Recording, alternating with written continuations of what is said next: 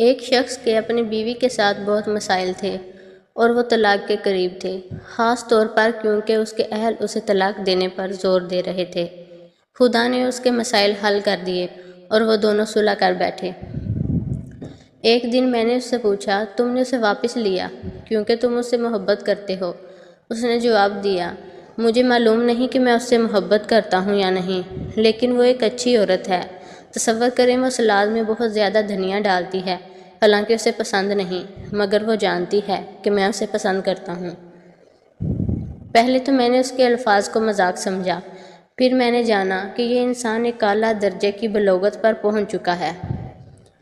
وہ ایک چھوٹی سی تفصیل میں بھی اپنی بیوی کے ساتھ رہنے کی وجہ ڈھونڈنے میں کامیاب رہا۔ اگر آپ ابھی بھی ایک کامل عورت کی تلاش میں ہیں تو بہتر ہے کہ سو جائیں اور خود کو تلاش کرنے کی کوشش سے بچائیں۔ ہر کوئی چاہتا ہے کہ اس کی بیوی خوبصورت، سمجھدار، پڑھی لکھی، محبت بھری، وفادار، تعاون کرنے والی اور رومانٹک ہو، لیکن حقیقت یہ ہے کہ اس کمال کو حاصل کرنے کے لیے آپ کو کم از کم 12 عورتوں سے شادی کرنا پڑے گی، جو نہ تو شریعت، نہ قانون اور نہ آپ کی صحت اجازت دے گی۔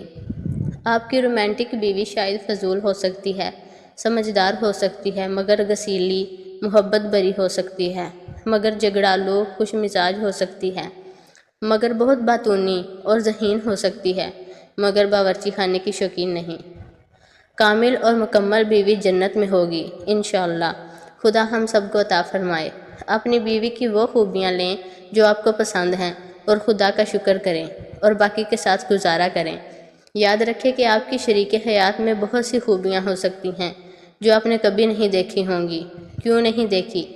کیونکہ آپ نے اپنی آنکھیں عیبوں سے بند کر رکھی ہیں اور خود کو اور اسے مایوس کر رہے ہیں۔ اگر وہ جھگڑے کے بعد سب سے پہلے آپ سے معافی مانگتی ہے، یہ ایک خوبی ہے۔ اگر وہ گھر کے راز باہر نہیں نکالتی، یہ ایک خوبی ہے۔ اگر وہ آپ کے لیے اچھے کپڑے چنتی ہے، یہ ایک خوبی ہے۔ اگر وہ میچ دیکھتے وقت بغیر کہے چائے بنا دیتی ہے، یہ ایک خوبی ہے۔ اگر اس نے آپ کا نمبر موبائل میں آپ کی زندگی سے سیو میں رکھا ہے، یہ آپ کی تصویر بیک گراؤنڈ پر رکھی ہے، یہ ایک خوبی ہے۔ اگر وہ آپ کے ساتھ وہ فلم دیکھتی ہے جو اسے پسند نہیں مگر آپ کو پسند ہے، یہ ایک خوبی ہے۔ اگر وہ آپ کے تحفوں سے خوش ہوتی ہے اور انہیں سنبھال کر رکھتی ہے، یہ ایک خوبی ہے۔ اگر وہ گھر کے خرچوں سے بچت کر کے آپ کے لیے جرابیں یا دیگر ضروری چیزیں خریدتی ہے، یہ ایک خوبی ہے۔ اگر وہ جھگڑے کے آغاز میں ہی پیچھے ہٹ جاتی ہے تاکہ بات نہ بڑھے، یہ ایک خوبی ہے۔